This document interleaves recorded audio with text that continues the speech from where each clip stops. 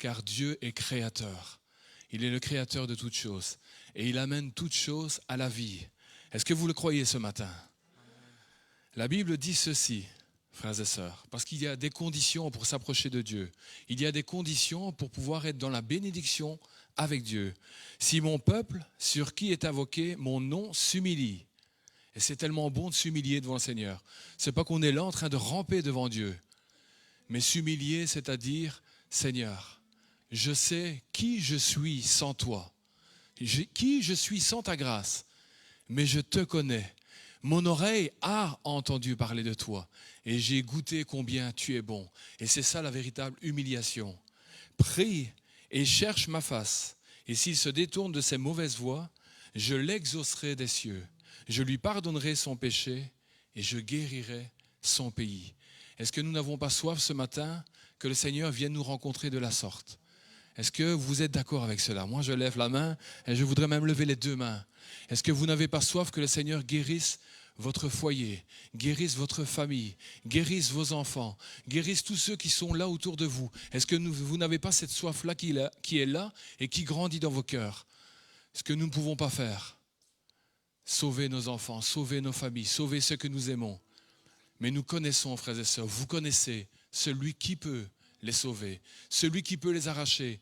Ne vous fiez pas à vos émotions, à vos sentiments, à vos capacités. Ne vous fiez pas à ce que vos yeux voient, ce que vos oreilles entendent, ce que même ça peut devenir à un moment donné tellement difficile dans le foyer, dans la famille avec les enfants. Ne vous fiez pas à ça. Confiez-vous en l'Éternel. Priez l'Éternel, recherchez-le de tout votre cœur et croyez que le Saint-Esprit fait des choses extraordinaires. Souvenez-vous de l'apôtre Paul, Saul de Tarse, sur la route de Damas. Le Seigneur lui-même va rencontrer cet homme et va bouleverser à jamais sa vie. Est-ce que ce matin vous êtes prêts à être bouleversés par le Saint-Esprit? Alors je vous invite à vous lever. Est-ce que ce matin vous êtes prêts à être rencontrés par le Saint-Esprit? Est-ce que ce matin, vous êtes venus avec vos fardeaux? Est-ce que vous les avez déposés? Est-ce que vous croyez que le Saint-Esprit peut vous emmener là où vous n'êtes pas capable d'y aller? Là, ce que vous n'êtes pas capable d'abandonner, le Saint-Esprit, lui, peut vous en délivrer. Ce matin, tous ensemble, frères et sœurs, que nous puissions prier chacun pour soi vers le Seigneur. Éternel, nous sommes là tous devant toi. Ton Église est là devant toi. Des frères et sœurs qui sont là, qui nous suivent sur la page Facebook, YouTube, sont là devant toi, dans leur maison, Seigneur. Et ensemble, d'un seul cœur, d'une seule âme, Seigneur, nous sommes là devant toi. Et nous crions à toi. Ce matin, viens nous rencontrer. Car nous voulons te rencontrer. Car nous voulons nous humilier. Car nous voulons abandonner, Seigneur, ce qui fait la guerre à notre âme, Seigneur. Nous voulons délaisser, Seigneur, tout fardeau, tout péché, toute chose, Seigneur, qui nous empêche de nous approcher de toi, Dieu trois fois saint. Seigneur, nous te prions dans le nom de Jésus, que ce matin, alors que nous allons te chanter, alors que ce matin, nous allons te prier, alors que ce matin, nous allons t'ovationner, t'élever, toi, le roi des rois, ce que nous voulons, c'est qu'il y ait une action puissante du Saint-Esprit. Nous croyons que le Saint-Esprit est déversé sur cette génération et que tu veux bénir cette génération. Bénis-la au nom de Jésus, tout ce qui sera fait, dit, à ton nom la gloire, Jésus. Amen. Que le Seigneur vous bénisse, frères et sœurs.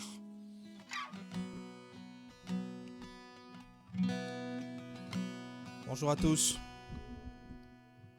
On va chanter ensemble ce cantique. Cette chanson est une prière. Et je nous invite à tous faire cette prière à Dieu ce matin. Est-ce qu'on peut chanter ensemble malgré les masques?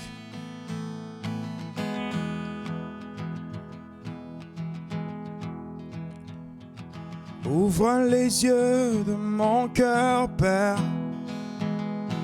Ouvre les yeux de mon cœur, je désire te voir. Je désire te voir. Est-ce qu'on peut encore chanter une fois? Ouvre les yeux de mon cœur, ouvre les yeux de mon cœur, Père. Ouvre les yeux de mon cœur, je désire te voir. Oh Jésus, je désire te voir. Élevé, élevé au plus haut des cieux,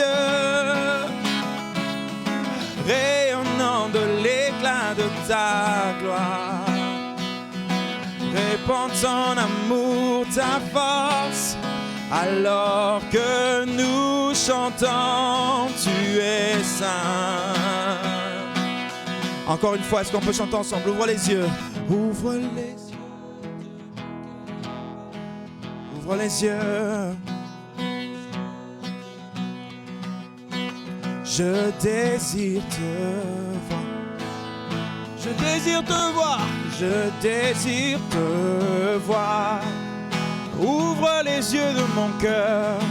Ouvre les yeux de mon cœur, Père. Ouvre les yeux. Ouvre les yeux de mon cœur. Je désire te voir. Je désire te voir. Je désire te voir. Oh, élevé au plus haut des cieux, rayonnant de l'éclat de ta gloire.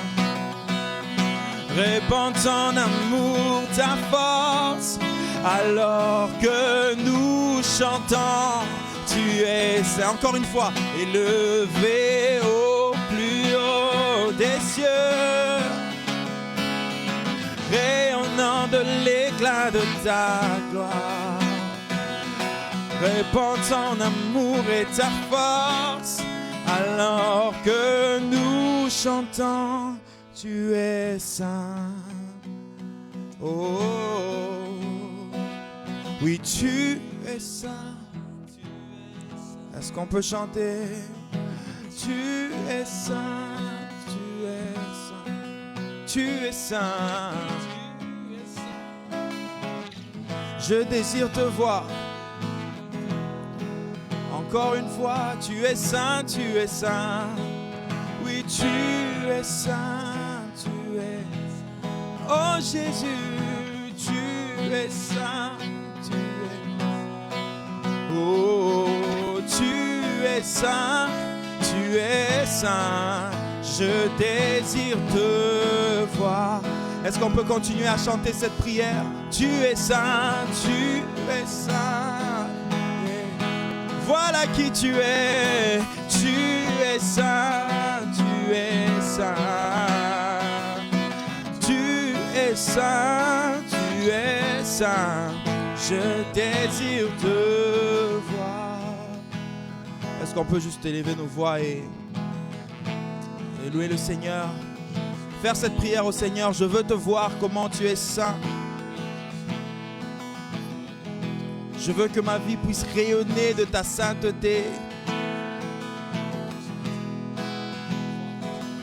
Oh,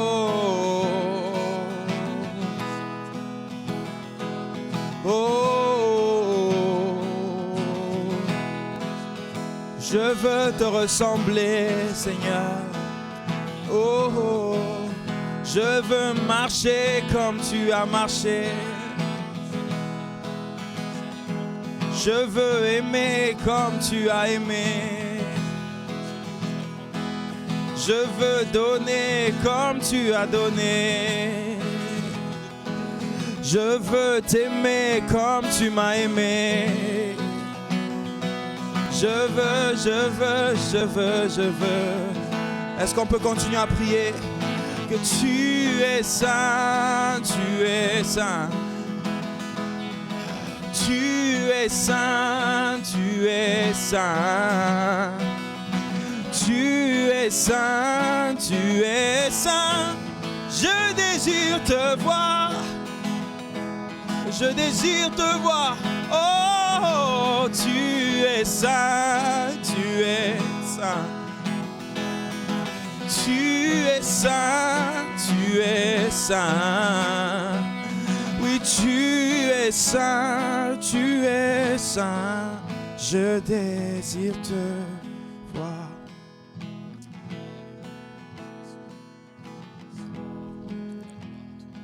Je désire te voir. Oh,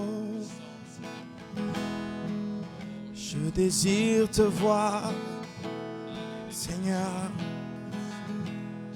Je désire marcher comme tu as marché.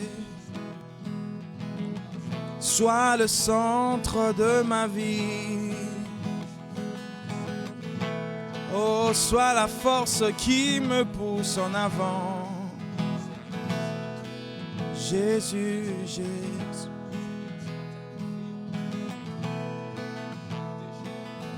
Jésus, sois le centre, sois ma lumière, sois ma source. Jésus. Encore une fois, Jésus soit le centre. Jésus, sois le centre, sois ma lumière, sois ma source. Jésus, sois le feu. Sois le feu dans mon cœur, dans mon cœur. Sois le vent dans mes voiles. Sois la raison de ma vie. Jésus, Jésus. On va rechanter encore. Jésus soit le centre. Jésus, toutes les voix ensemble. Sois le centre, sois ma lumière, sois ma source. Jésus, encore une fois. Jésus soit le centre. Jésus, alléluia. Sois le centre, sois ma lumière, sois ma lumière, sois ma source. Jésus, oh, sois le feu dans mon cœur, sois le vent dans mes voiles. Sois la raison de ma vie. Jésus, Jésus. Oh. Avant de continuer ce chant, je veux juste nous encourager à chanter, parce que si nous voulons vraiment refléter Dieu, si nous voulons vraiment être comme Dieu, alors Jésus doit être le centre de nos vies. Alors que ce chant soit cette prière que nous faisons à Dieu ce matin. Peu importe ce que nous traversons, demandons à Jésus d'être au centre.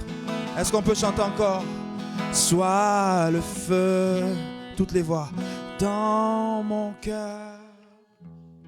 Sois le vent dans mes voix. Sois la raison de ma vie. Jésus, Jésus. Est-ce qu'on peut chanter une dernière fois? Sois le feu. Sois le feu dans mon cœur. Sois le vent dans mes voies.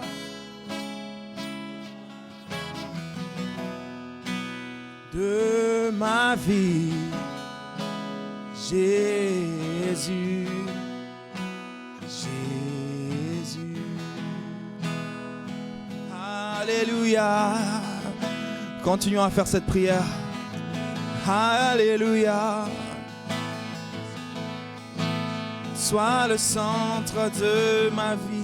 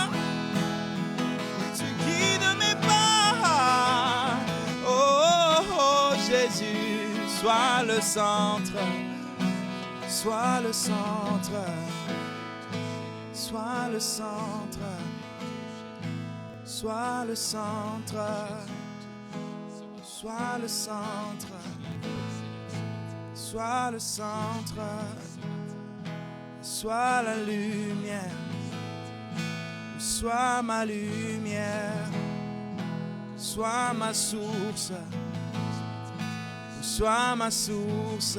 Chantons ensemble. Oui, sois le centre, oui, sois le centre, sois ma lumière, sois ma lumière, oui, sois ma lumière, sois ma source, oui, sois ma source, oui, sois ma source. Encore une fois, sois ma source qui me donne la vie, sois ma source où je vais boire, sois ma source.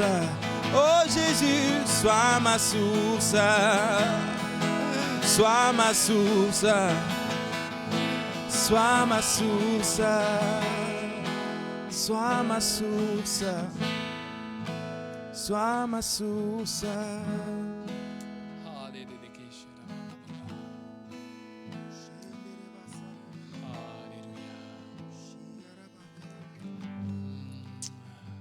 Restons dans cette attitude de prière, frères et sœurs. Vous êtes la lumière de ce monde, dit Jésus. Vous êtes les ambassadeurs de Jésus-Christ sur la terre. Entre le ciel et la terre, c'est de vous qui veut se servir, c'est de nous qui veut se servir. Nous sommes des instruments de choix entre ses mains. Que tu ne puisses jamais douter de cela, mon frère, ma sœur. Loue ton Seigneur ce matin. Apporte la reconnaissance de ton cœur ce matin. Que ce qui vit en toi s'exprime à travers tes lèvres. Cette joie du salut, cette espérance vivante, ce qu'il se sert de toi, ce qu'il fait à travers toi, ce qu'il a déjà fait dans le passé dans ta vie et ce qu'il veut faire aujourd'hui et demain à travers toi. Loue ton Seigneur ce matin. Que nous puissions ensemble louer le Seigneur, frères et sœurs. Que nous puissions devenir des acteurs dans la maison du Seigneur. Comme dans la chambre haute, que nous puissions aspirer à ce que nous soyons visités par l'Esprit de Dieu. Que nous puissions aspirer d'être visités, touchés par la vie et l'Esprit de Dieu. Vous êtes des enfants de lumière. Que nous puissions briller comme la lumière brille. Que nous puissions briller dans notre Église. Que nous puissions être visités par le Saint-Esprit dans notre Église. Que nous puissions être touchés par le Saint-Esprit dans notre Église. Malgré le coronavirus, nous croyons que le Saint-Esprit touche, parle, se révèle, donne des paroles de connaissance, donne des paroles de révélation. Nous croyons que le Saint-Esprit n'est pas limité, le Saint-Esprit n'est pas confiné. Le Saint-Esprit est là au milieu de nous ce matin. Est-ce que tu le crois? Est-ce que tu le vis? Est-ce que tu veux l'expérimenter ce matin? Est-ce que tu veux goûter à cette présence? Alors loue le Seigneur ton Dieu. Loue-le simplement, comme un enfant loue son Père. Loue le Seigneur ton Dieu ce matin. Que tous ceux qui respirent louent l'Éternel ce matin. Loue ton Seigneur. Sois en admiration devant ton Dieu. Sois en admiration devant le Roi des Rois. Alléluia, Jésus. Oh, béni sois-tu, Seigneur. Tu es le vivant. Oh, béni sois-tu, Seigneur. Alléluia.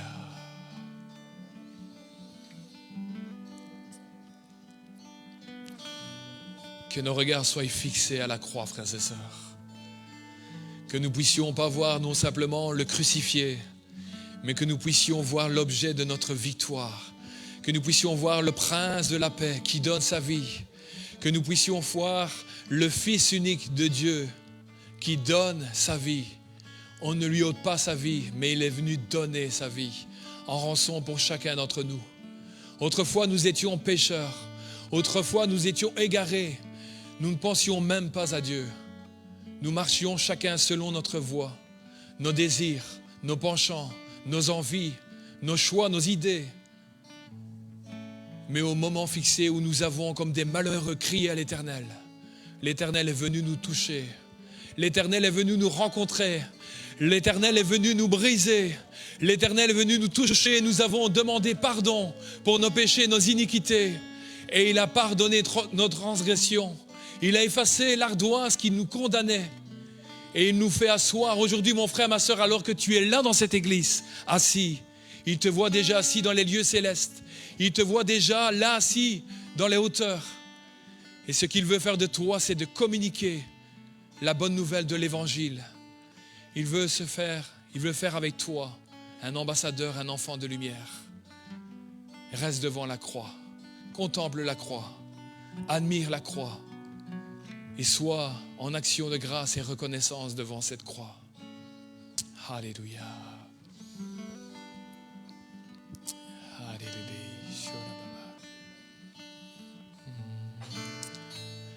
Sois loué, Jésus. Alléluia. Alléluia. Je vous invite à vous lever, frères et sœurs. Alléluia.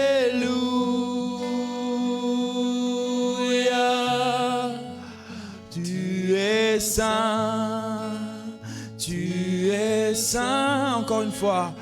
Alléluia.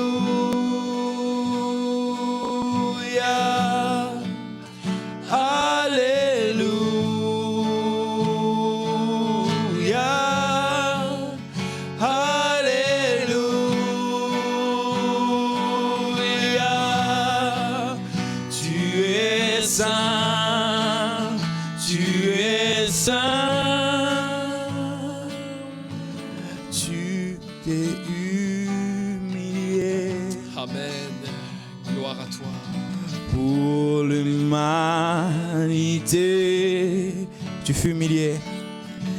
Tu fus humilié et abandonné. Ta mort est ma vie. Ta mort est ma vie. Tu payas le prix. Et sans crainte aujourd'hui, mon âme s'écrie ensemble. Alléluia,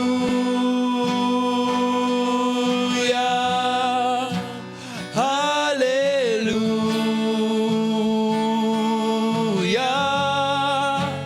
Alléluia.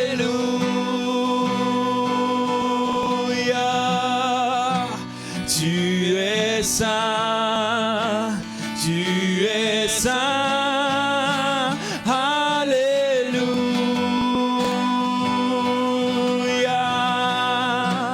alléluia,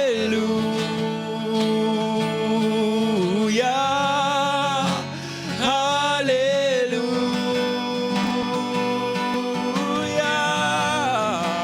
Tu es saint, tu es saint. Je suis à tes pieds. Et je suis à tes pieds pour te remercier,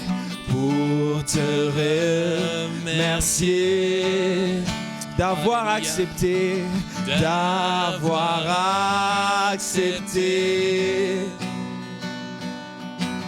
de tout supporter. Éprouvé, je viens. Éprouvé, je viens. Pardonner, je viens. Avec tous les saints.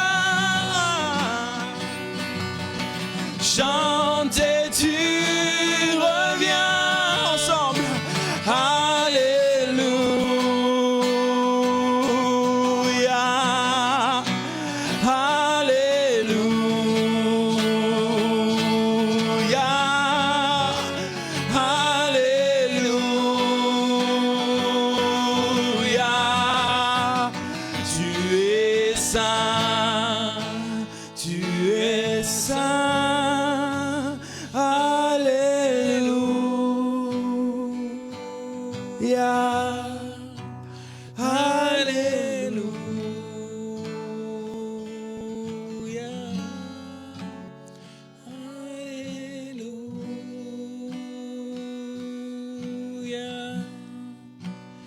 Tu es saint, tu es saint.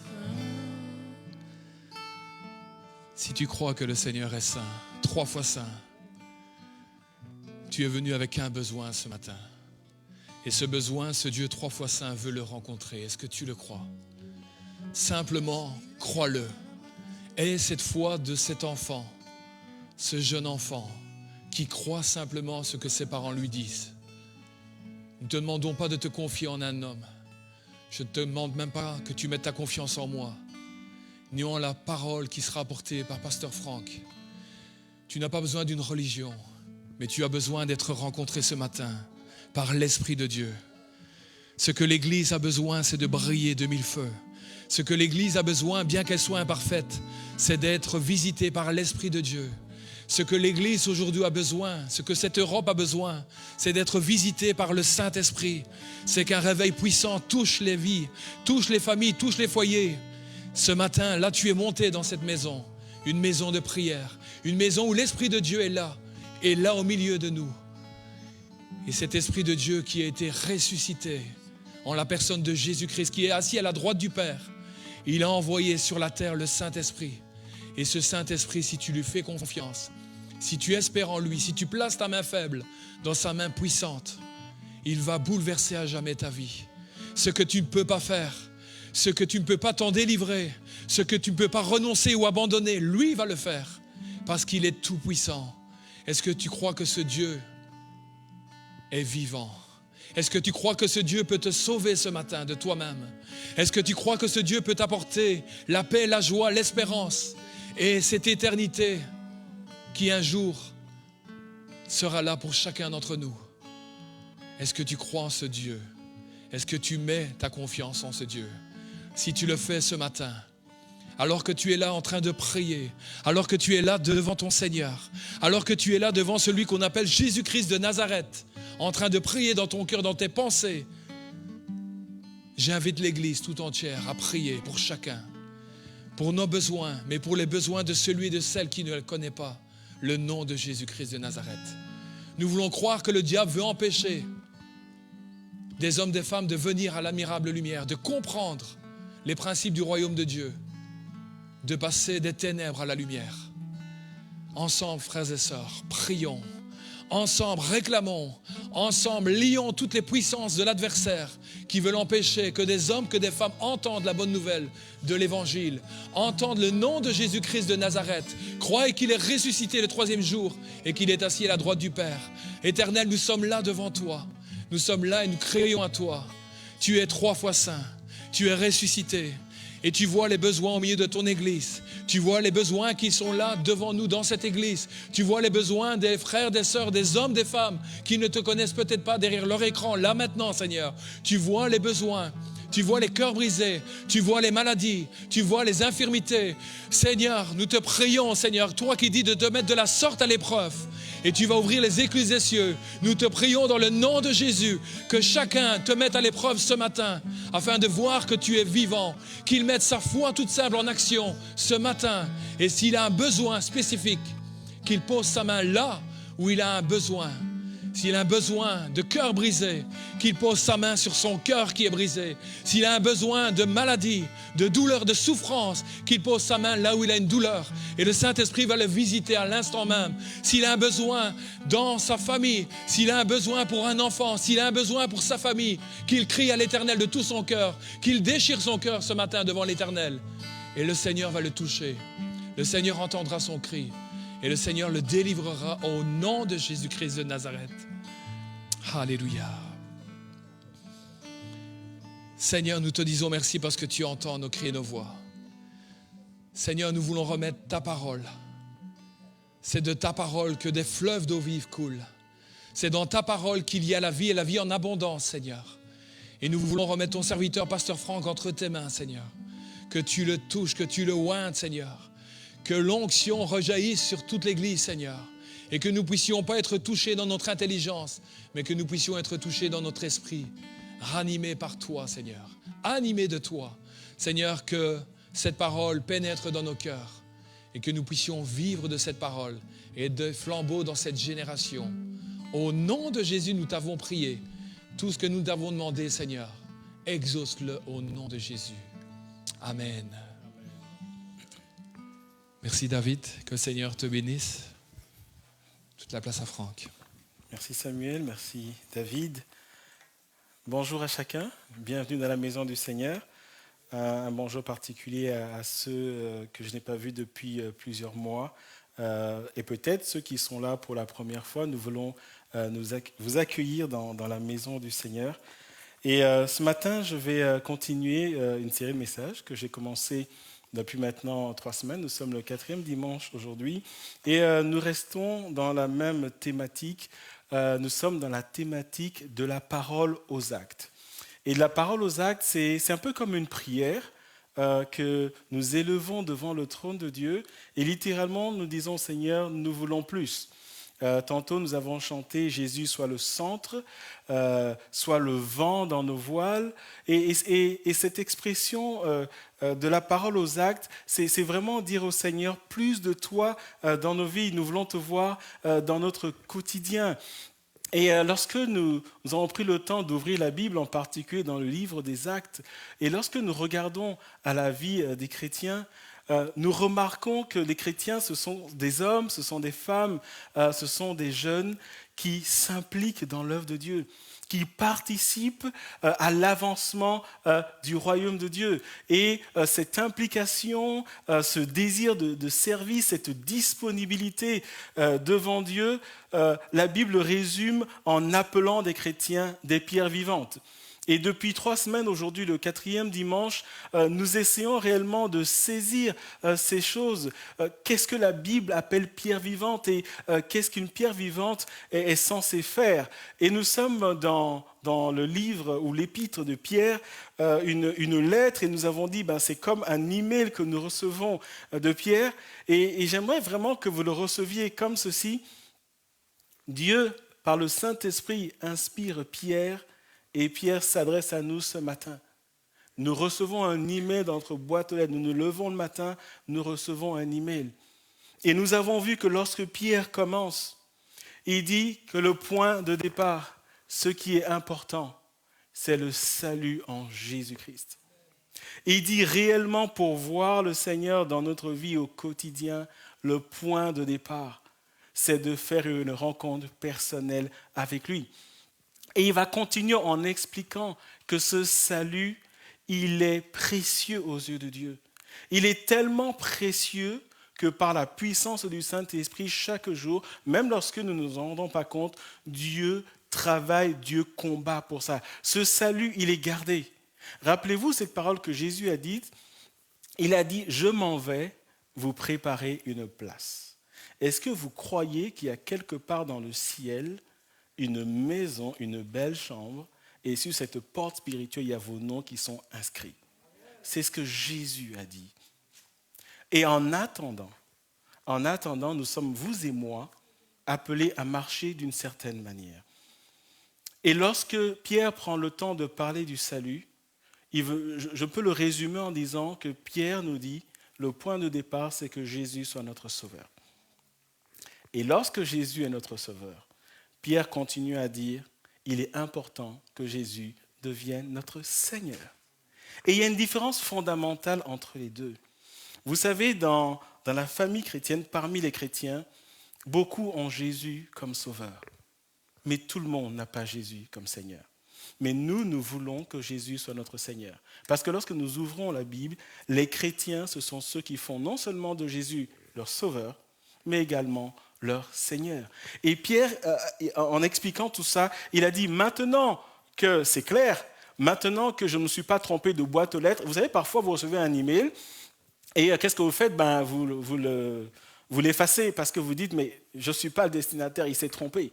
Et Pierre est en train de dire, mon email, je l'envoie à ceux qui sont sauvés.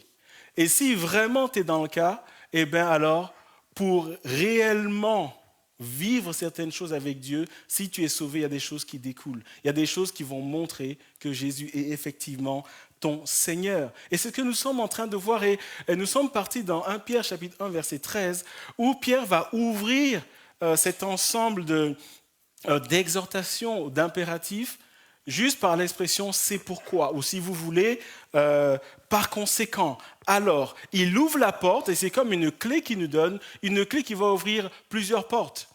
Et c'est autant d'exhortations. Alors, c'est quoi une exhortation? Parce que souvent, on entend dans l'Église une exhortation. Une exhortation, c'est un conseil qui vient de Dieu.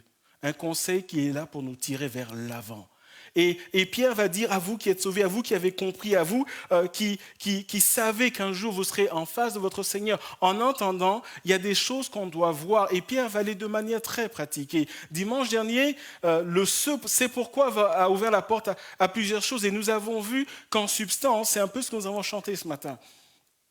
Tu es saint. Et tout ce que nous allons voir comme exhortation peut se résumer dans la dimension de la sainteté de Dieu. Les chrétiens sont des hommes, des femmes, des jeunes, des ados, des enfants qui savent qu'ils servent un Dieu qui est saint et qu'ils comprennent que là où ils sont amenés à faire la différence. Parce que l'esprit qui habite en eux est un esprit merveilleux, c'est un esprit puissant, mais par-dessus tout, c'est un esprit qui est saint. Et s'il y a bien quelque chose que le Seigneur veut que nous retenions, vous et moi, c'est que son esprit, il est saint. Lorsque nous prions, sachant que l'esprit qui habite en nous est un esprit qui est saint. Et ça ne doit pas juste rester dans nos têtes comme une connaissance. Ça doit nous parler. Ça doit nous pousser devant des situations à dire, l'esprit, le dépôt qui est en moi est un dépôt de sainteté. Et à cause de ça, je ne le ferai pas. Parce que cela va attrister l'esprit de mon Dieu, celui qui m'appelle son enfant. C'est pourquoi, de manière pratique, nous avons vu dimanche dernier la première exhortation. Saignez les reins de votre entendement. Une autre manière de le dire, une autre version va dire, tenez votre intelligence en éveil. En d'autres termes, restez concentrés. Deuxième exhortation, soyez sobres. Et nous avons vu que Pierre revient 3 fois dessus. Histoire de dire, ne passez pas à côté de ça, c'est super important. Et nous avons vu, c'est une image qui veut dire, ne va pas dans les excès comme si tu étais ivre. Reste focalisé sur ta foi. Ne va pas dans certains excès. L'alcool nous amène à perdre tout contrôle. Attention à ce que tu fais entrer dans ta vie et qui va te faire perdre le contrôle. Et troisième exhortation, n'oublie jamais que ta citoyenneté est une citoyenneté céleste, est une entière persévérance, une entière espérance, d'autres versions vont dire. Et la Bible nous dit que cette espérance, elle est vivante. Et nous nous étions arrêtés là, et ce matin, je vais continuer, et nous allons voir la 4e exhortation, mais en réalité, ce n'est pas une exhortation. Et nous allons voir que dans la suite de ce que je vais apporter aujourd'hui et les prochaines fois, c'est tout un ensemble d'exhortations. Par exemple, nous allons voir, nous sommes exhortés à craindre Dieu, nous sommes exhortés à nous aimer les uns les autres, et nous allons voir que la dimension de l'amour, et quand nous gardons l'image d'une pierre vivante, une pierre qui rentre dans la construction, et bien la dimension de l'amour va dire que ces pierres se rapprochent les unes des autres pour que le bâtiment soit solide. Parce que quand les pierres sont trop écartées, qu'est-ce qui se passe? Vous qui avez des maisons, des appartements, vous certains qui êtes dans la construction, quand vous construisez un bâtiment et que les pierres sont trop écartées, qu'est-ce qui se passe? Qu'est-ce qui se passe? Elle va finir par s'écrouler. Et nous sommes appelés à être liés dans des liens d'amour. En tant que pierre vivante, nous sommes appelés à resserrer nos liens pour créer cette solidité. Nous allons voir qu'il y a une exhortation qui nous dit « Désirez comme des nouveau-nés le lait spirituel de la parole ». Mais dans toute cette série d'exhortations, il y en a une qui détonne vraiment parce que, contrairement aux autres, elle s'introduit par une négation. C'est pourquoi ne vous conformez pas. Toutes les autres exhortations vont nous pousser vers le haut, mais celle-là dit attention. Dieu est en train de dire attention, feu rouge, alerte, attention, passage à niveau. Ne traversez pas parce que ça va être destructeur. Et je sais qu'aujourd'hui, dans notre société, c'est quand on nous dit ne fais pas, ça nous énerve. Bon, ça énerve nos enfants. Naturellement, ça les énerve. Mais nous aussi, ça nous énerve. On n'aime pas ça. Au nom de notre liberté, liberté d'expression ou liberté tout court, on ne supporte pas qu'on nous mette des limites. Et avant que nous lisions le verset qui va refléter cet avertissement du Seigneur, j'aimerais juste dire que lorsque Dieu nous avertit, c'est parce que ce qu'il y a au bout, il est destructeur. Et quand Dieu prend le temps de dire ne fais pas, c'est parce que si nous le faisons, ça va nous écraser. Littéralement, quand Dieu dit ne fais pas, ce n'est pas parce qu'il a peur qu'on va avoir 2 cheveux en moins. Ce n'est pas parce qu'il a peur qu'on va se cogner au genou. Ce n'est pas parce qu'il a peur qu'on aura 10 € en moins. C'est beaucoup plus important et plus grave que cela. Et lorsque, en tant que chrétien, notre Père nous dit « Attention », nous sommes appelés à ouvrir nos oreilles et à écouter. Et regardons ensemble cet avertissement qui détonne vraiment dans cet ensemble d'exhortations. Dans le verset 14, donc verset 13, c'est pourquoi, et le verset 14, « Comme des enfants obéissants, ne vous conformez pas aux convoitises que vous aviez autrefois quand vous étiez dans l'ignorance. » Et ce matin, toute ma prédication va rester sur ce verset. Nous allons rester sur ce verset et nous allons voir qu'il y a tellement à dire qu'un dimanche matin ne suffirait pas. La première chose sur laquelle j'aimerais attirer votre attention, c'est que, alors que Pierre nous dit qu'il s'adresse à des chrétiens, avant de donner l'avertissement, il prend le temps de parler de l'identité. Il dit, avant que je vous donne cet avertissement, je veux que vous sachiez que cet avertissement n'a de valeur que pour certaines personnes. Les personnes qui sont d'abord des enfants de Dieu. Enfants nous ramène au fait que nous avons un Père. Nous avons une identité. Pierre est en train de dire que cet avertissement n'a de signification pour ceux qui vivent à fond, qui appartiennent à la famille de Dieu. Et plus loin, il va dire des enfants, et il dit, mais ce sont des enfants qui, en plus de cela, sont obéissants. Et l'obéissant nous amène littéralement à la seigneurie de Jésus, à reconnaître que Jésus est le Seigneur de nos vies. Et comment ça se traduit que Jésus est le Seigneur de nos vies? Tout simplement en faisant exactement ce que Dieu nous dit. Pierre dit, ce passage, cet avertissement n'aura de signification, ne parlera qu'aux chrétiens qui ont pour Jésus Sauveur, mais qui ont aussi pour Jésus Seigneur. Qui sont prêts à dire, Seigneur, viens t'asseoir sur le trône de ma vie. Littéralement, qui sont prêts à dire, Seigneur, il y a ma vie, il y a mes envies, il y a mes projets, mais dans toutes ces choses, Seigneur, je veux que tu aies ton mot à dire. Et Pierre dit, ça ne marchera, cet avertissement ne marchera que pour ces personnes-là. Et en quoi consiste cet avertissement? Avant d'aller au fond de cet avertissement, nous voyons que ce passage, lorsque nous y attardons un peu, ce passage nous dit que dans la vie du chrétien, il y a un avant et il y a un après. Parce qu'il est en train de dire, il y a des choses qu'il y avait dans vos vies autrefois. Il est en train de dire, dans ta vie, il y avait un avant. Et ce que Pierre veut dire, et ce que Dieu veut nous dire ce matin, c'est que lorsque nous invoquons le nom du Seigneur Jésus, lorsque nous nous réclamons du Seigneur, il faut qu'il y ait une différence entre avant et après. Une autre manière de le dire, j'ai beau vous dire que je suis chrétien, si vous me connaissiez peut-être depuis quelques années, et si en me voyant sur une certaine période, vous avez du mal à distinguer le avant et d'après, alors je dois aller m'asseoir en me posant la question, est-ce que j'ai vraiment donné ma vie à Jésus? Alors oui, les changements ne se font pas de manière radicale. La parole de Dieu nous parle d'une croissance, nous parle d'un processus de sanctification. On ne comprend pas tout de suite.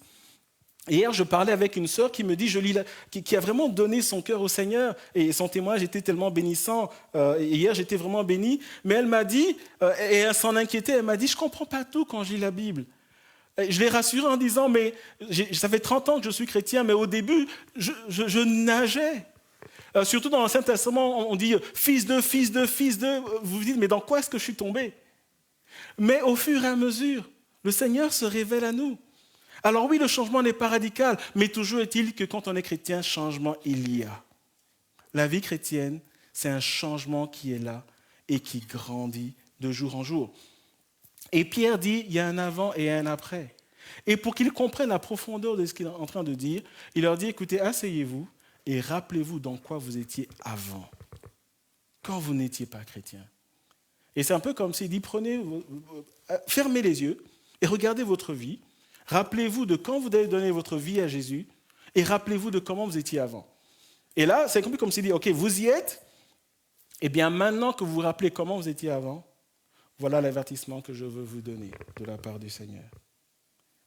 Ce que tu faisais avant, il est super important que tu ne retombes pas dedans. Parce que si tu retombes dedans, tu es mort. Et je vais vous en parler. Tu es littéralement mort. Je connais ma vie, vous connaissez vos vies. Et c'est un exercice que chacun nous devons faire.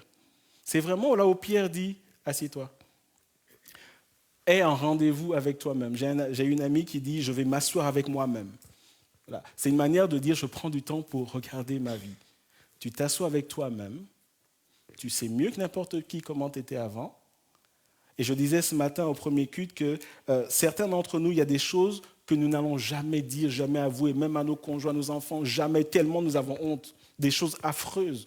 Nous sommes prêts à mourir comme ça. Nous irons au ciel sans avoir dit ce secret, tellement nous en avons honte. Et Pierre dit même ce truc-là, aujourd'hui, laisse-le repasser dans ta tête. Non pas pour que tu t'en nourrisses, évidemment. Eh bien, ces trucs-là, comprends qu'il est important que tu sois à l'opposé. Parce que si tu traînes dans ces choses, tu es mort.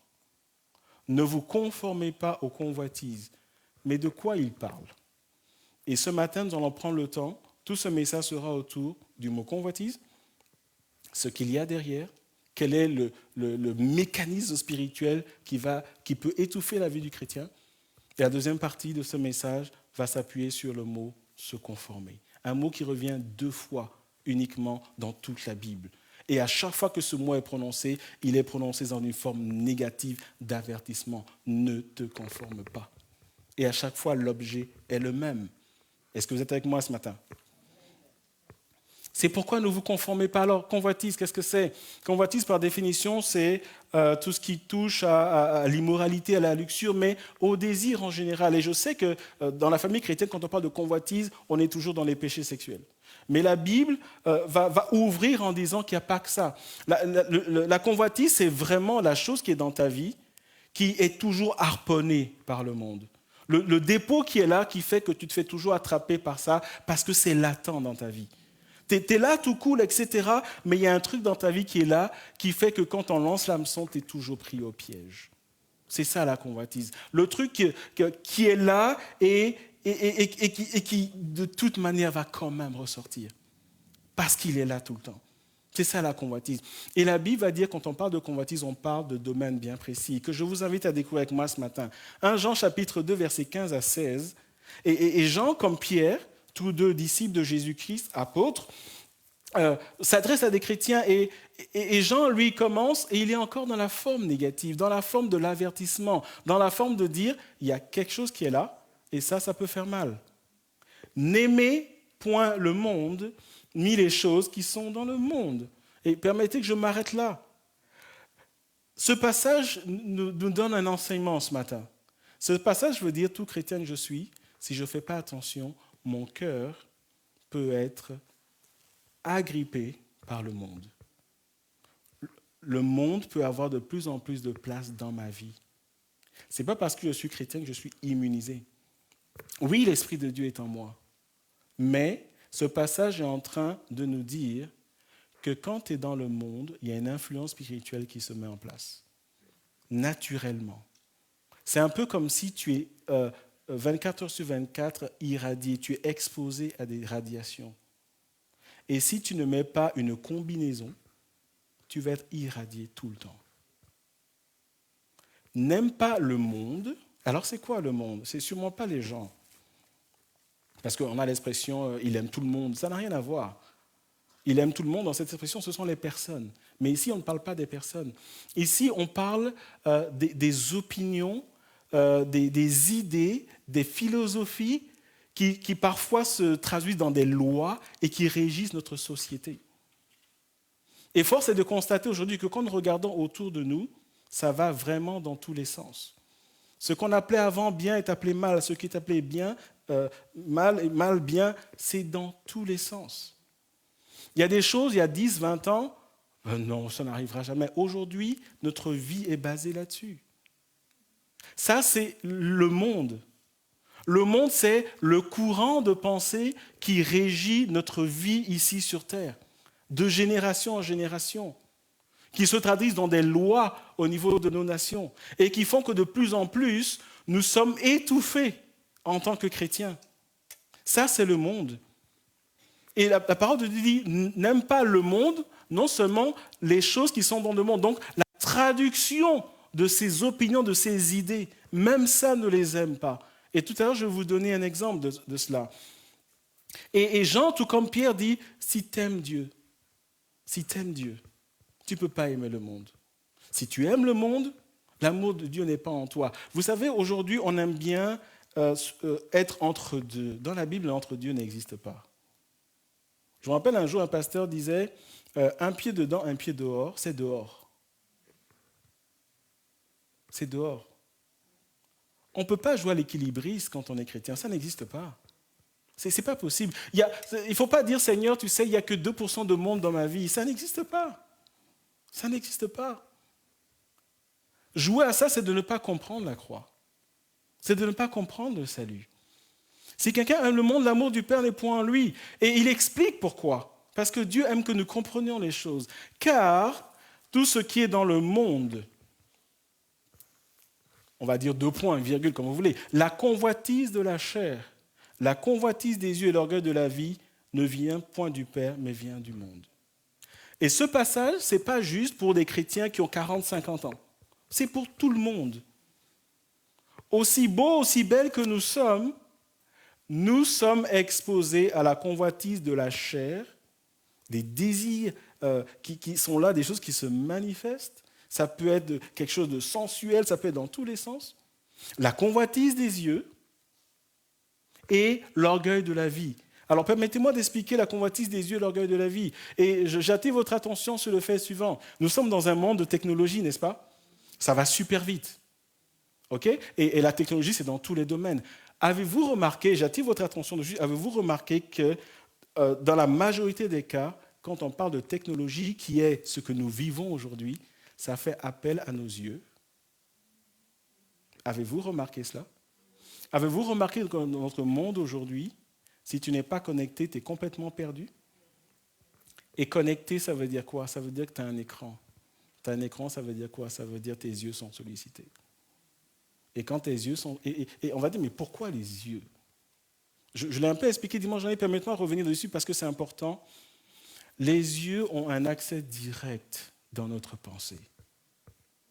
Quelqu'un qui a les yeux fermés, c'est difficile qu'il voit des choses dans sa tête, à moins qu'il soit vraiment largué. Est-ce que vous me suivez ? Vous fermez les yeux, vous vous rappelez de quelque chose que vous avez vu il y a des années. Exact ? Ça nous arrive à tous. Parfois, on se dit, mais comment cette pensée, elle est venue ? Parce que je l'ai vue. Et ça s'est logé dans ma pensée. Et c'est descendu dans mon cœur. Et nous allons voir que et ça m'a ensuite transformé.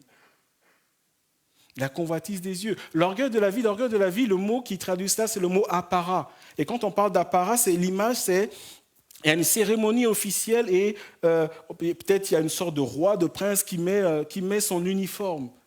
Et est-ce que vous avez remarqué que quand vous regardez peut-être ces émissions sur la royauté, etc., c'est toujours étincelant. J'ai envie de dire ça fait mal aux yeux parce que c'est toujours beaucoup de couleurs, ça brille, etc. Et quand on parle de l'orgueil de la vie, c'est moi. C'est vraiment jouer des coudes pour apparaître. Je suis quelqu'un. Je veux posséder des choses. Je veux être vu. Et ma vie, ma paix dépend de ce que je possède et de ce que je suis aux yeux des autres. Et le monde nous pousse vers cela. Aujourd'hui, celui qui n'a pas d'argent, celui qui n'est pas éduqué, il est personne. Vous avez remarqué ? Si vous n'êtes pas éduqué, vous n'avez pas d'argent, on vous méprise. Si vous n'êtes pas quelqu'un, si vous n'êtes pas en vue, si vous ne parlez pas bien, on vous méprise. Parce que le monde fonctionne comme ça. C'est l'orgueil de la vie. Il n'y a que ceux qui sont bien, qui sont vus, qui sont intéressants. Si toi, tu ne rentres pas dans une case, tu n'es personne. Ça, c'est l'orgueil de la vie. Ça, c'est l'apparat. Et à cause de cela, nous faisons la course pour être quelqu'un. Nous voulons, aujourd'hui, quand quelqu'un ne réussit pas à l'école, il est personne. On le traite de bêta, d'attardé, de taré, tout ce que vous voulez. Alors que notre valeur ne dépend pas de comment nous sommes à l'école. Vous me suivez ? Ou pas ? Vous n'êtes pas d'accord avec moi ? Même si vous n'êtes pas d'accord, je vais continuer de toute façon. Mais c'est ce que Dieu nous dit. C'est ce que Dieu nous dit. Notre valeur, elle est là. Tout simplement parce qu'il nous a créés. Nous avons tous de la valeur, mais le monde ne dit pas cela. Et ça, c'est la traduction de l'orgueil de la vie. Et il dit que ça ne vient pas de Dieu, mais ça vient du monde. Alors soit, mais en quoi est-ce que nous sommes concernés? Lisons la suite. Regardons un exemple dans la parole de Dieu. Comment fonctionne l'orgueil de la vie? Comment fonctionne la convoitise des yeux? Comment fonctionne la convoitise de la chair?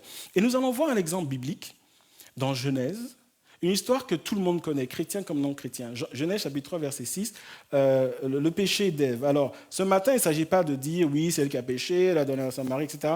On va laisser les sujets qui fâchent, d'accord? Et on va se concentrer sur ce qui s'est vraiment passé. Et dans ce verset que vous voyez à l'écran, il y a quelqu'un, il y a un acteur qui est là qu'on ne voit pas. Quand on lit le contexte, bien sûr, on le voit. Il nous est dit, la femme vit que l'arbre était bon à manger et agréable à la vue et qu'il était précieux pour ouvrir l'intelligence. Une phrase qu'on a lue, on a relu. Mais la vérité, c'est que cette phrase, elle nous dit comment ça fonctionne pour chacun d'entre nous, même encore aujourd'hui. C'est le même mécanisme, ça n'a pas changé, nous devons le savoir pour ne pas tomber dedans.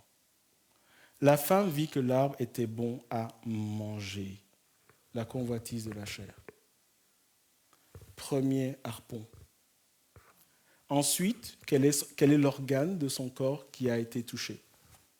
La vue, agréable à la vue, convoitise des yeux. Soit. Pourquoi est-ce qu'elle a continué? Parce qu'il y avait au bout une promesse de grandeur. Le fait d'ouvrir l'intelligence. Troisième harpon. Convoitise de la chair, convoitise des yeux, orgueil de la vie, mort spirituelle. Et derrière cela, qui se tient? Qui tire les ficelles?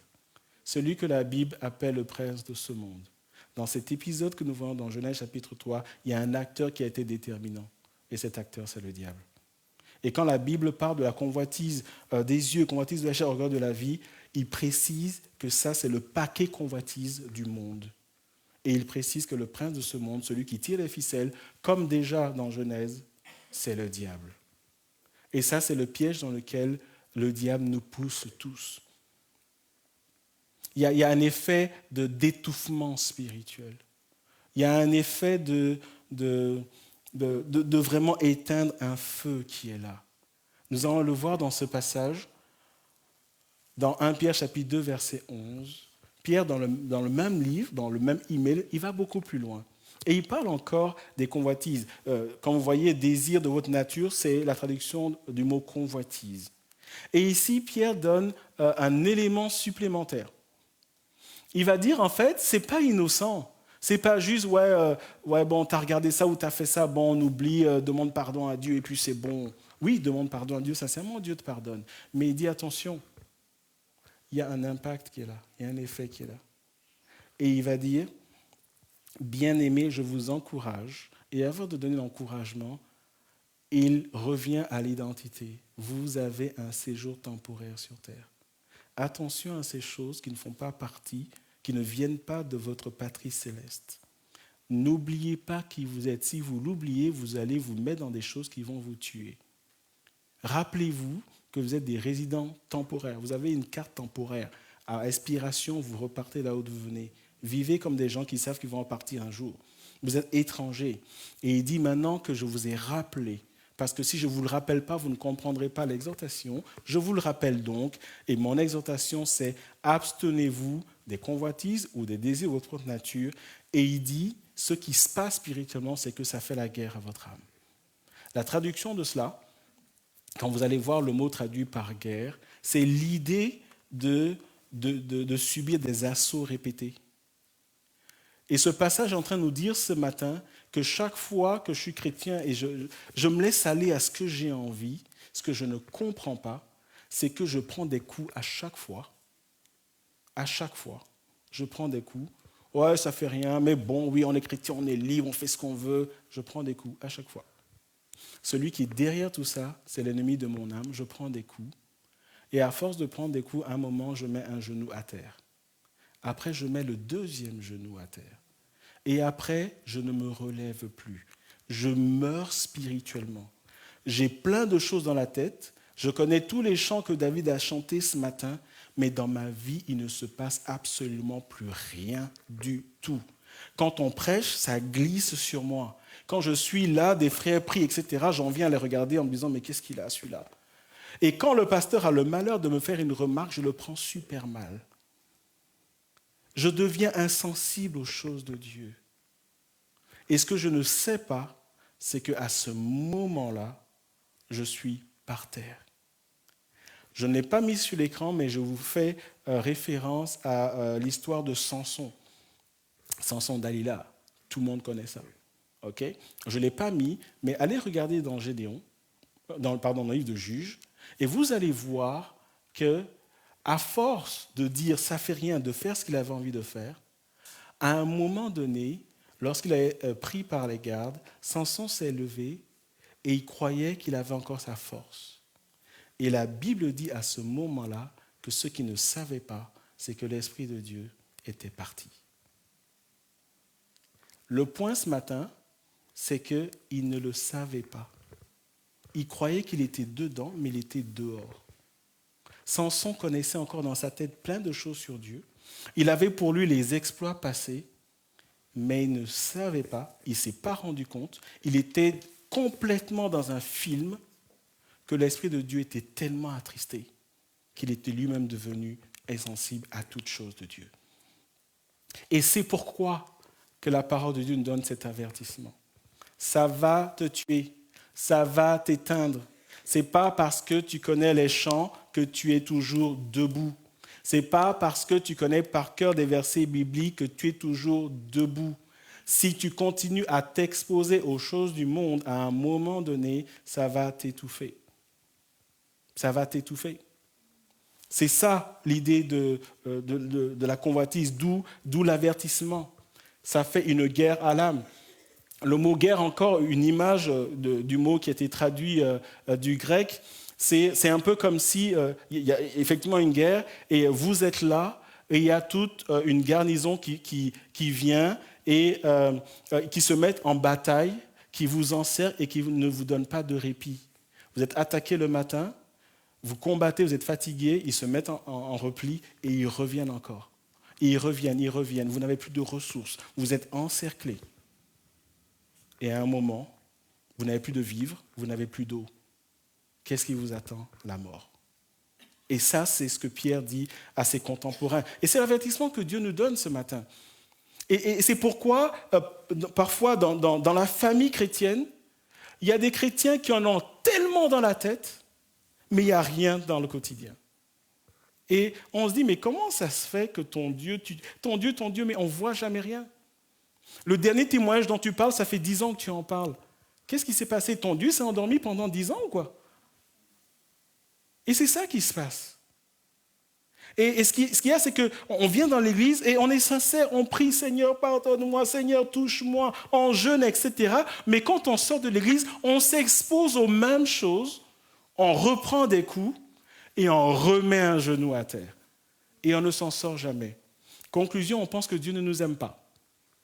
On pense que, peut-être que nous avons péché, que Dieu ne nous a pas pardonné. On pense que la vie, peut-être que la bénédiction, c'est pour certains. Ceux qui rendent témoignage, ouais, Dieu les aime, moi, Dieu ne m'aime pas. Ça n'a absolument rien à voir. Le piège, il est là, les convoitises du monde. Et chacun d'entre nous, nous sommes exposés, comme je l'ai dit, c'est comme une radiation qui est là. Et nous devons nous protéger. C'est pourquoi ne vous conformez pas. Maintenant, allons sur le mot se conformer. Je l'ai dit, c'est un mot qui n'apparaît dans la Bible qu'à 2 reprises. C'est le même mot qui est traduit du grec, de la même manière, et il est dans l'idée, à chaque fois qu'il est utilisé, je l'ai dit, c'est en forme négative. Mais qu'est-ce que ça veut dire? Alors, vous voyez la définition sur l'écran, mais je vais juste donner cette image, cette explication. Vous avez tous vu un moule à gâteau. Rassurez-moi, tout le monde ici a vu un moule à gâteau. Certains font des gâteaux, certains, c'est le métier, donc on en a vu. Est-ce qu'on est d'accord que quand je prends un moule, je n'ai pas besoin d'attendre que ça sorte du four, je connais d'avance la forme? Oui? Quand on parle de se conformer, c'est littéralement l'idée d'un moule. La Bible dit attention, parce que ce que le monde peut faire dans ta vie, c'est de te façonner, de faire des choses dans ta vie qui fait que le résultat sera exactement connu d'avance, mais tu ne pourras passer un piège en fait. Et la parole de Dieu explique cela dans Romains chapitre 12, verset 2. Nous voyons que c'est notre pensée qui est formatée, notre caractère qui est impacté. Et tout à l'heure, je vais donner un exemple pour ça. Et il y a un modèle. Et le modèle, c'est quel? C'est le modèle du monde. Romains 12, 2, ne vous conformez pas au monde actuel. Littéralement, cette première phrase veut dire, le monde est un moule. Il peut te transformer de telle manière que tu seras méconnaissable. Et la Bible dit, attention, si le monde est capable de te changer, c'est qu'il y a une puissance derrière. Et cette puissance, elle vient du diable qui est appelé le prince de ce monde. Et la parole de Dieu continue en disant, mais soyez transformés par le renouvellement de l'intelligence. Et permettez-moi d'expliquer cette phrase. Soyez transformés, ça veut dire, sois changé en quelque chose d'autre. Et on va dire, ok, quoi, qu'est-ce qu'il faut, est-ce que Dieu nous demande d'aller faire de la chirurgie esthétique ou voilà, rien à voir. Quel est le domaine de nos vies qui doit être transformé? La pensée, l'intelligence. Je l'ai dit dimanche dernier, c'est l'angle d'attaque privilégiée du diable. Les doctrines erronées, les idées préconçues, les choses sur Dieu qui sont fausses, les points de vue humains qui sont là, qui agissent comme des choses qui nous étouffent. Et le mot traduit par renouvellement, c'est le même mot qui est donné en français par rénovation. Et ce passage est en train de dire que lorsque je ne connais pas le Seigneur, ma vie spirituelle, elle est en débris complètement. Et lorsque je donne ma vie au Seigneur, Dieu par le Saint-Esprit veut faire des travaux de rénovation. Et ces travaux de rénovation, les matériaux viennent de la parole de Dieu, viennent de l'Esprit de Dieu. Et ce que le Seigneur est en train de dire, c'est que si ces travaux de rénovation ne sont pas faits, tout en étant chrétien, je vais continuer avec mes idées, mes pensées du monde qui vont finir par m'étouffer. Est-ce que vous me suivez ce matin? Je vous donne un exemple. Avant l'exemple, je vais terminer ce passage. Afin de discerner. Discerner, c'est quoi? Ce passage est en train de dire, tu as beau être le plus intelligent parmi nous, tu ne le verras pas. Il n'y a que Dieu qui peut te révéler. Le discernement, ce n'est pas un truc, on s'assoit, on réfléchit, ah ouais, d'accord. Le discernement, c'est Dieu qui le donne. Et ce passage dit que vous et moi, nous avons besoin de savoir que nous sommes influencés par le monde chaque jour. Être conscient que Dieu veut nous préserver des choses et dire, Seigneur, transforme-moi à l'image de Jésus. Seigneur, par le Saint-Esprit que tu as mis en moi, donne-moi de faire les bons choix. Donne-moi de m'exposer à toi afin que les travaux de rénovation puissent terminer et que j'ai une belle maison à l'intérieur. Permettez-moi de donner un exemple. Vous l'avez peut-être vu parce que c'est récent. La semaine dernière en France, donc cette semaine qui vient de finir, en France, il y a un homme qui a fait une interview, je pense qu'il y a ça un peu partout sur Internet et même sur les télévisions françaises, où il se plaignait du fait que c'était un institut, il se plaignait du fait que son administration ne lui permettait pas de continuer son métier parce qu'il s'était tatoué sur 100% de son corps, même ses yeux. D'accord? Alors, je ne connais pas ce monsieur, il ne m'appartient pas aujourd'hui de dire des choses sur lui, ce n'est pas le but, on n'est pas là pour ça. Je veux plutôt attirer votre attention sur quelque chose. Parce que j'ai entendu des commentaires de chrétiens, j'ai eu à écouter, plus à écouter qu'à parler, et j'ai aussi lu beaucoup de choses là-dessus. Et le point est le suivant. Certains chrétiens m'ont dit, bah oui, mais quoi, il est libre, il fait ce qu'il veut, etc. Le monsieur n'est pas un chrétien, ceci dit. D'autres ont dit, mais non, on ne peut pas, etc. Ce qui me frappe, et là où je suis interpellé moi-même, c'est que les chrétiens que j'ai pu écouter et que j'ai pu lire, personne n'a pris le temps de dire comment, en tant que chrétien, nous devons comprendre cette situation. À quoi ça va nous amener? À quoi ça ouvre une porte? Si nous disons oui à cela, non pas par rapport à ce que je pense, moi, Franck, non pas par rapport à la société, mais par rapport au royaume de Dieu. Est-ce que ça met en danger des âmes, ça? Est-ce que ça met en danger des gens par rapport au salut? Est-ce que ça peut participer à l'avancement du royaume de Dieu? Ça, c'est ce que la parole de Dieu nous invite à faire.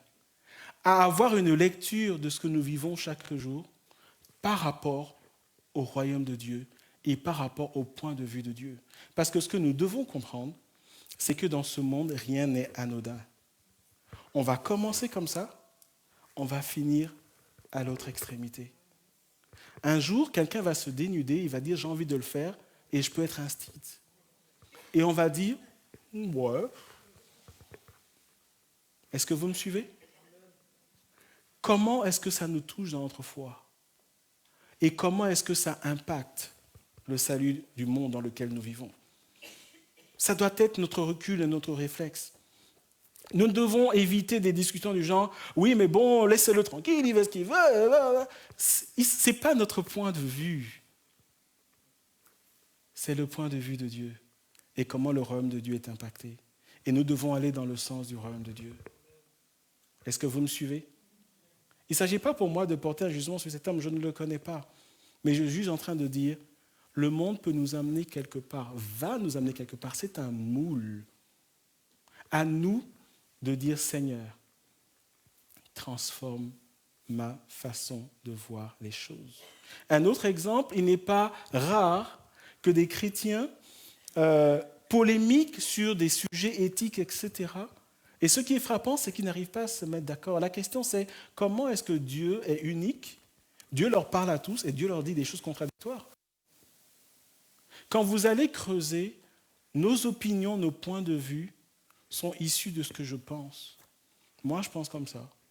Moi, c'est comme ça. Combien de discussions avec des chrétiens j'ai eues où ça s'est envenimé, où il dit, moi, je pense comme ça, et il ne veut pas laisser de place. Non, c'est comme ça qu'il veut. Lui, il le ressent comme ça. Et quelque chose qui va contre ça le met mal à l'aise, alors il n'est pas d'accord. Et il vous cite des versets bibliques. Et comment ça se fait qu'on est dit chrétien et Dieu m'a parlé, il a dit ceci. L'autre dit Dieu m'a parlé, il a dit le contraire, c'est juste pas possible. Ce que nous comprenons en fait, c'est que tout vient de ce que moi je pense.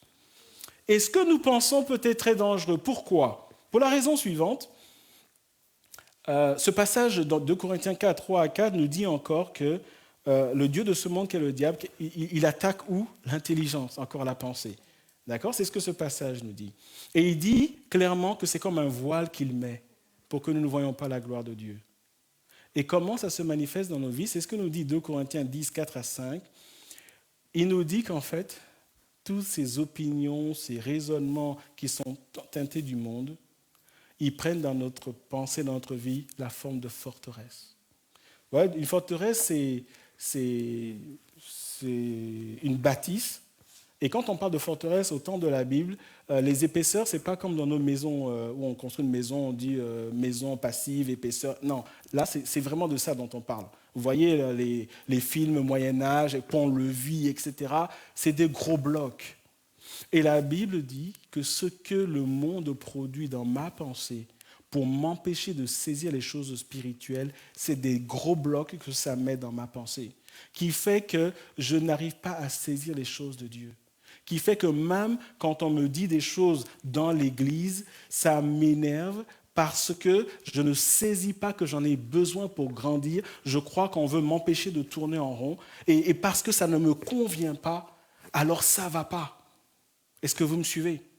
Et la Bible dit, le seul moyen, ce n'est pas de faire asseoir les gens et de parler pendant des heures. Il faut prier pour que ces forteresses soient renversées. Parce que c'est un combat spirituel. Je ne sais pas si vous avez déjà assisté à des assemblées générales dans des églises. Parfois, c'est juste la folie. Parfois, des gens qui sortent de là complètement blessés, cassés. Parce qu'il y a des opinions qui se heurtent. Je ne suis pas d'accord, etc. Mais ce sont des gens qui sont dans la même église, qui prient ensemble. Comment on en arrive là? Parce que chacun vient avec son idée. Moi, c'est comme ça, et c'est comme ça, c'est tout. Ça, je ne l'accepte pas. Non, Dieu n'a pas pu faire ça. Cette place, elle me revient. Ceci, c'est pour moi, et tchic et tchac. Mais Dieu ne fonctionne pas comme ça. Mais lorsque, en tant qu'enfant, nous allons tout simplement au pied du Seigneur, Seigneur, que ta volonté soit faite, Dieu agit simplement. Dieu dit qu'il y a des forteresses qui doivent tomber. Et il nous revient à chacun de dire, Seigneur, au nom de Jésus, renverse ces forteresses dans ma vie. Et vous voyez dans ce verset qu'il est dit qu'il faut que Dieu lui-même y rentre dans le combat. Parce que c'est des forteresses spirituelles. Vous savez comment le diable piège les chrétiens par excellence? Il met des forteresses dans leur intelligence. Des chrétiens sont convaincus que Dieu ne les aime pas. Des chrétiens sont convaincus que s'épanouir sur terre, c'est un péché. Des chrétiens sont convaincus qu'ils doivent faire, les 10 travaux d'Hercule avant d'aller au ciel. Des chrétiens pensent que tu tombes dans le péché, ça va te suivre, c'est une malédiction qui te suit, etc. Il y a des religions qui sortent de partout. Et ça s'érige en forteresse. Et ça pèse sur la vie des chrétiens, qui font qu'ils ne décollent jamais. Et ce matin, frères et sœurs, je veux inviter l'Église à apprendre à dire « Seigneur, transforme-moi dans mon intelligence ». Et s'il y a des forteresses dans ma vie, qu'elles soient renversées dans le nom de Jésus. Parce que ce passage dit que ça m'empêche de connaître Dieu. Il y a des chrétiens qui ne grandissent pas dans leur relation avec Dieu parce que les forteresses, elles sont là. Et aujourd'hui, Dieu veut qu'elles soient identifiées, que nous prions et qu'elles soient renversées. Voulez-vous vous lever avec moi? J'aimerais que nous puissions prier ce matin. David, si tu veux bien, je sais qu'on aurait dû arrêter il y a 5 minutes, mais je vous sens motivé, zélé pour prier. Nous allons prier courtement et nous allons simplement prier pour nos vies. Chacun va prier pour sa vie. Seigneur, transforme mon intelligence. Seigneur, touche ma vie. N'attendons pas David, commençons à prier, frères et sœurs. Remettons nos vies entre les mains du Seigneur. Nous avons besoin que nos raisonnements, notre intelligence soient empreints de l'Esprit de Dieu. Prions ensemble en disant, Seigneur, renverse tout ce qui peut avoir une trace de forteresse dans ma vie. Renverse ces forteresses. Seigneur, qu'il ne reste que pierre sur pierre au nom de Jésus. Par ta puissance, transforme mes raisonnements. Seigneur, renouvelle mon intelligence afin que je puisse discerner les choses qui viennent de toi. Alléluia. Alléluia. Prions ensemble, frères et sœurs, et confions nos vies entre les mains du Seigneur. Un exercice que Pierre nous appelle à faire chacun. Rappelez-vous, il y a un avertissement empreint d'amour. Alléluia. Alléluia. Nous prions ce matin, Seigneur, dans le nom de Jésus. Que je respire. Alléluia. Alléluia. Alors que notre frère est en train de chanter, prions ensemble au nom de Jésus. Et demandons à l'Esprit de Dieu de nous toucher, de nous visiter ce matin. Alléluia. Alléluia. Au nom de Jésus. Au nom de Jésus. Au nom de Jésus. Seigneur, je prie dans le nom de Jésus. Alléluia. Alléluia. Seigneur, renouvelle mon intelligence par la puissance du Saint-Esprit. Seigneur, que les forteresses de raisonnement puissent tomber, ce qui empêche de te connaître, Seigneur, dans ma vie, dans la vie de chacun d'entre nous. Dans le nom de Jésus. Dans le nom de Jésus, touche ma vie, Seigneur. Touche ma vie ce matin. Au nom de Jésus. Seigneur, visite-moi. Au nom de Jésus, tout ce qui a été érigé, Seigneur, que ce soit renversé dans le nom de Jésus. Alléluia. Merci, Seigneur. Merci de visiter ma vie. Merci de toucher ma vie, Dieu de gloire. Alléluia. Alléluia. Ta connaissance, ta volonté, j'ai besoin de toi. Sans toi, nous n'y arriverons pas, Seigneur. Manifeste ta puissance. Au nom de Jésus. Au nom de Jésus. Au nom de Jésus. Que je respire. Au nom de Jésus. Alléluia. Alléluia. Alléluia. C'est air que je respire. Alléluia. Ta présence. Alléluia. Au nom de Jésus. Qui vit au nom de Jésus. En moi. Au nom de Jésus. Seigneur, libère ce matin au nom de Jésus. Que des forteresses soient renversées au nom de Jésus-Christ de Nazareth. Alléluia. C'est pas un jour après jour. Alléluia. Au nom de Jésus. C'est ta parole. Donnée pour moi. Seigneur, visite-nous ce matin. Moi. Visite son Église, Seigneur. Au nom de Jésus. Je t'en besoin de toi. Alléluia. Au nom de Jésus. Alléluia. Alléluia. Alléluia. Tu es un Dieu d'amour et quand tu nous avertis, Seigneur, tu es motivé par ton amour. Et ce matin, nous voulons prendre au sérieux cet avertissement. parce que c'est une question de vie ou de mort spirituelle. Ce matin, je prie, Seigneur, dans le nom de Jésus, qu'il y ait des transformations, Seigneur, et des renouvellements d'intelligence, afin que nous puissions discerner ce qui vient de toi. Seigneur, je prie que tu mettes le doigt, Seigneur, sur ce qui ne va pas dans nos vies, sur ce qui est en train de nous étouffer, sur ce qui est en train, Seigneur, d'éteindre le feu de l'Évangile en nous.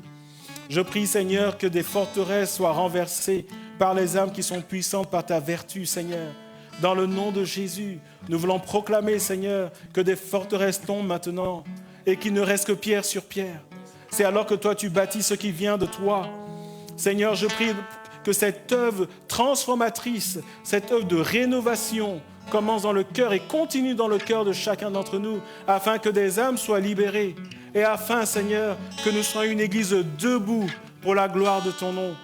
Je te remercie, Saint-Esprit, pour cette œuvre que tu commences et que tu vas achever, parce que tu es fidèle. Et même lorsque nous sommes infidèles, toi tu demeures fidèle.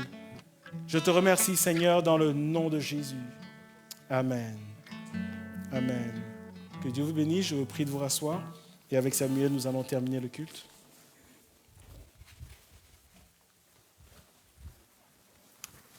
Merci, Franck. Que le Seigneur te bénisse. Et merci à David. Est-ce que nous pouvons applaudir David pour l'encourager dans son ministère?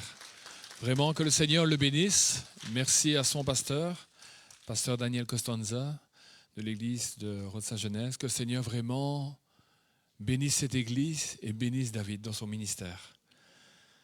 Nous allons passer au calendrier de la semaine, frères et sœurs. Mardi 29 septembre, notre troisième et dernière partie de l'étude biblique avec le pasteur Michael Williams sur le corona. Une solution biblique, point d'interrogation. Y a-t-il une solution biblique?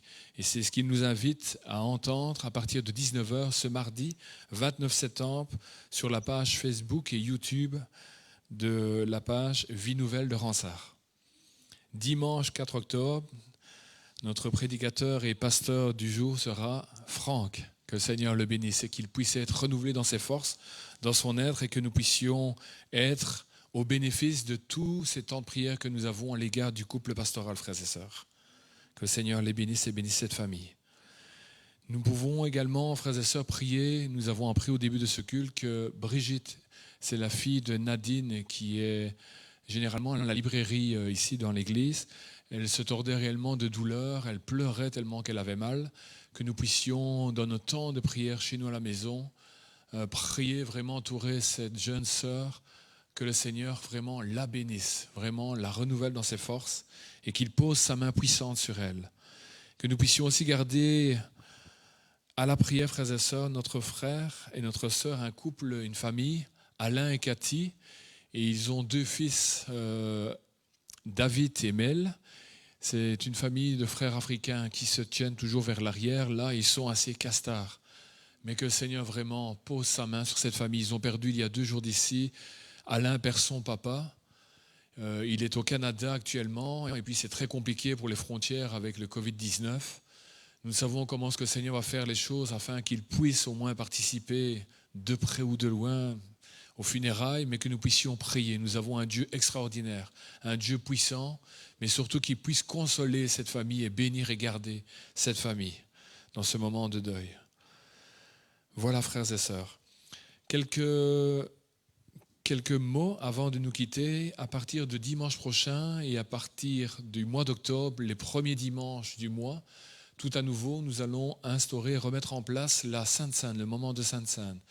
Nous avons bien, avec l'équipe pastorale, regardé et le responsable de la Sainte Seine, la manière dont nous allons fonctionner pour pouvoir servir et participer à la Sainte Seine, tout en gardant les règles sanitaires et de distanciation sociale. Vous aurez l'occasion de le voir à partir de dimanche prochain. Que nous puissions tous prier pour cela, frères et sœurs. Les inscriptions, nous vous demandons, s'il vous plaît, les frères et sœurs, à partir de maintenant, vous allez recevoir un email. Vous avez reçu un email de Pierre, mais vous allez recevoir un email début d'après-midi de Rachel qui va vous envoyer la possibilité de vous inscrire, frères et sœurs. Ne tardez pas à vous inscrire, c'est tellement beaucoup plus facile pour la gestion derrière tout cela et pour l'organisation votre organisation, votre bien-être et le bien-être de pouvoir équilibrer entre les deux cultes. Nous voulons laisser toute la place au culte que nous venons de vivre maintenant, aux familles, ceux qui ont des enfants. Et que si nous n'avons pas d'enfants, essayons de privilégier de venir à 9h. Frères et sœurs, le Seigneur est là à 9h. Et vous pourrez aller au marché après ainsi, chercher le poulet et les frites. Mais plus sérieusement, vraiment, que nous puissions être équilibrés, que nous puissions surtout être sages et donner la possibilité à Rachel qui organise tous ces deux cultes, l'organisation de ces deux cultes, afin que nous puissions vraiment vivre cela dans une pleine et entière joie. Que le Seigneur vous bénisse, frères et sœurs. Je vous invite à vous lever. Nous voulons, avec l'équipe pastorale et responsables de cette église, vous souhaiter un bon dimanche. Que le Seigneur vous bénisse et que la grâce de Jésus-Christ vous accompagne tout au long de cette semaine. Nous vous rappelons qu'à la sortie de la porte de secours et à la sortie principale de l'entrée, selon où vous sortirez, que les boîtes pour les dîmes et les offrandes sont à votre disposition. Un bon dimanche et que le Seigneur vous garde, frères et sœurs, et à vous, amis internautes, que le Seigneur vous bénisse pleinement. À très bientôt. Amen.